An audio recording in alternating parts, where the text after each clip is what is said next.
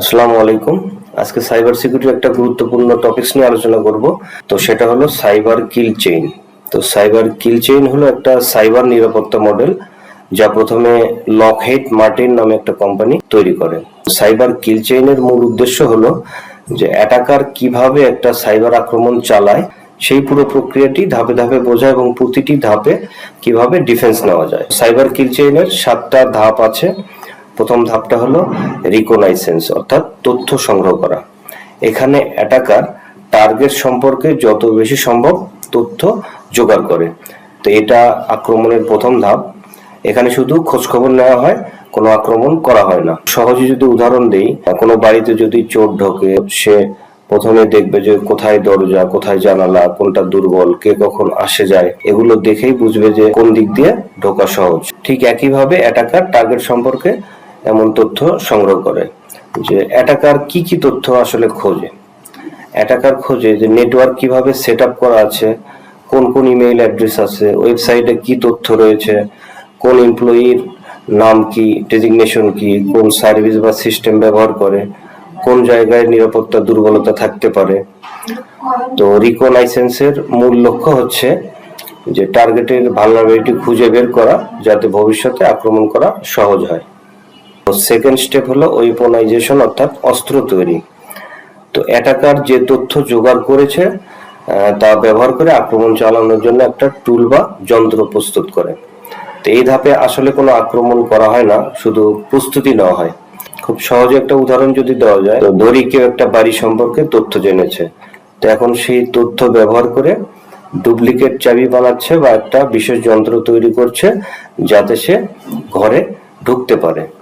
ঠিক তেমনই ভাবে অ্যাটাকার কোনো ম্যালওয়্যার বা ভাইরাস তৈরি করে, ট্রোজান বানানো, দেখতে যেটা সাধারণ ফাইলের মতোই কিন্তু ভেতরে ক্ষতিকর কোড থাকে, ফিশিং ইমেইলে ক্ষতিকর ফাইল বা লিঙ্ক যুক্ত করা, টার্গেটের নির্দিষ্ট দুর্বলতা কাজে লাগানোর জন্য বিশেষ কোড প্রস্তুত করে। ওয়েপনাইজেশনের মূল লক্ষ্য হচ্ছে যে টুল বা কোড দিয়ে আক্রমণ করা হবে সেটি আগে থেকে প্রস্তুত করে রাখা। থার্ড স্টেপ হচ্ছে ডেলিভারি বা প্রেরণ। এখানে অ্যাটাকার তার তৈরি ক্ষতিকর জিনিস যেমন ম্যালওয়্যার, ভাইরাস বা লিঙ্ক ইত্যাদি টার্গেটের কাছে পাঠায়। ধরি আপনার কাছে একটা সংক্রমিত ইউএসবি ভাইরাস যুক্ত ফাইল বা কোনো বিপজ্জনক লিঙ্ক পাঠালো। এটা দেখতে সাধারণ লাগলেও ভেতরে ক্ষতিকর কোড থাকতে পারে। তো এই ধাপে অ্যাটাকার আসলে টার্গেটকে সেই ক্ষতিকর জিনিসটি গ্রহণ করতে প্রলুব্ধ করে, যাতে টার্গেট সেই জিনিসটা ওপেন করে। আক্রমণকারী কোন কোন মাধ্যমে সেই ক্ষতিকর ফাইলটা পাঠাবে। এটা ইমেইল অ্যাটাচমেন্টে হতে পারে, যে ভাইরাস সহ একটা ফাইল থাকবে, ইউএসবি ড্রাইভ থাকতে পারে যেটা ইনফেক্টেড, ভুয়া ওয়েবসাইট বা লিঙ্ক, এই লিঙ্কে ক্লিক করলে ম্যালওয়্যার ডাউনলোড হয়ে যাবে।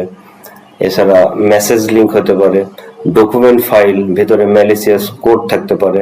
তো ডেলিভারির মূল লক্ষ্য হচ্ছে টার্গেট সিস্টেমে ক্ষতিকর কোড পৌঁছে দেওয়া, যাতে পরে সেটি চালানো যায়। 4 নম্বর স্টেপটা হচ্ছে এক্সপ্লয়টেশন, অর্থাৎ দুর্বলতা কাজে লাগানো। টার্গেট সিস্টেমে থাকা কোনো ভালনারেবিলিটি বা দুর্বল জায়গা ব্যবহার করে ভেতরে ঢুকে পড়াই এই এক্সপ্লয়টেশনের কাজ। আপনার ঘরের দরজায় ছোট একটা ফাঁক আছে, চোর সেই ফাঁকটা দেখে বুঝলো যে এখান দিয়েই তো ঢোকা যাবে, সেই ফাঁক ব্যবহার করে ঘরে ঢুকে গেল। ঠিক তেমন ভাবেই কম্পিউটার বা মোবাইল সিস্টেমে অনেক সময় ভালনারেবিলিটি থাকে, অ্যাটাকার সেই ভালনারেবিলিটি ব্যবহার করেই সিস্টেমে ঢুকে পড়ে।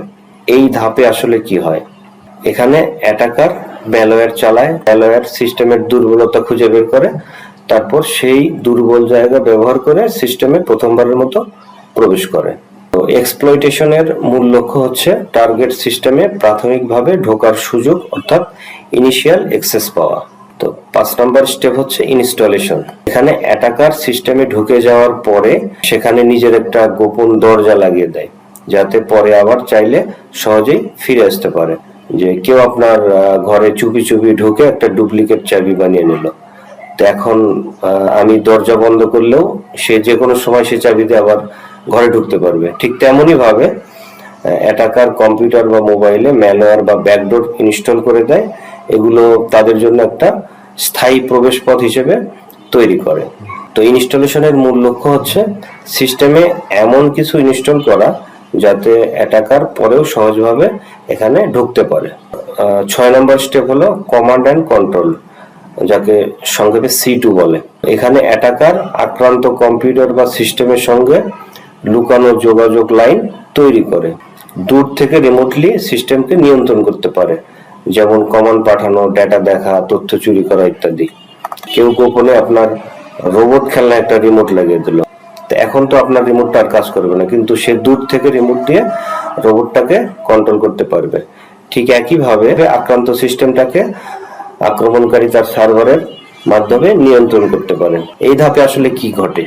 আক্রান্ত কম্পিউটার আক্রমণকারীর সার্ভারের সাথে কানেক্ট হয়, সিস্টেম থেকেও ডেটা আক্রমণকারীর সার্ভারে পাঠানো যায়, আবার আক্রমণকারী দূর থেকে সিস্টেমে কি হচ্ছে তা জানতে বা কন্ট্রোল করতে পারে।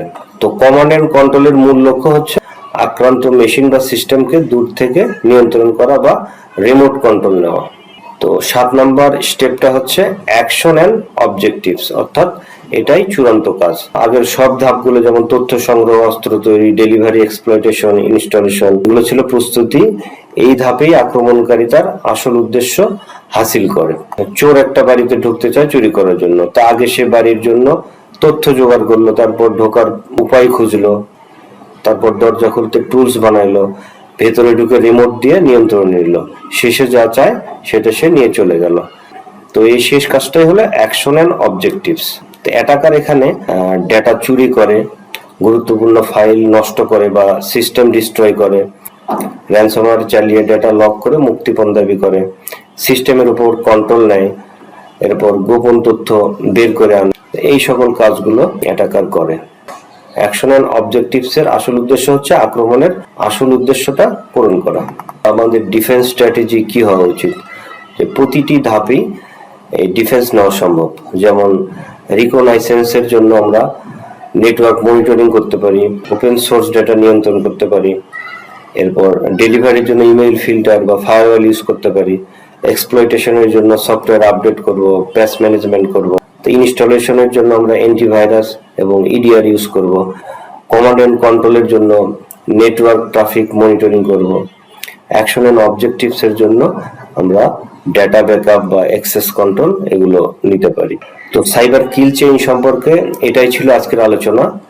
তো নেক্সট ভিডিও দেখার জন্য সবাইকে আমন্ত্রণ জানাচ্ছি। সবাই ভালো থাকবেন। আসসালামু আলাইকুম।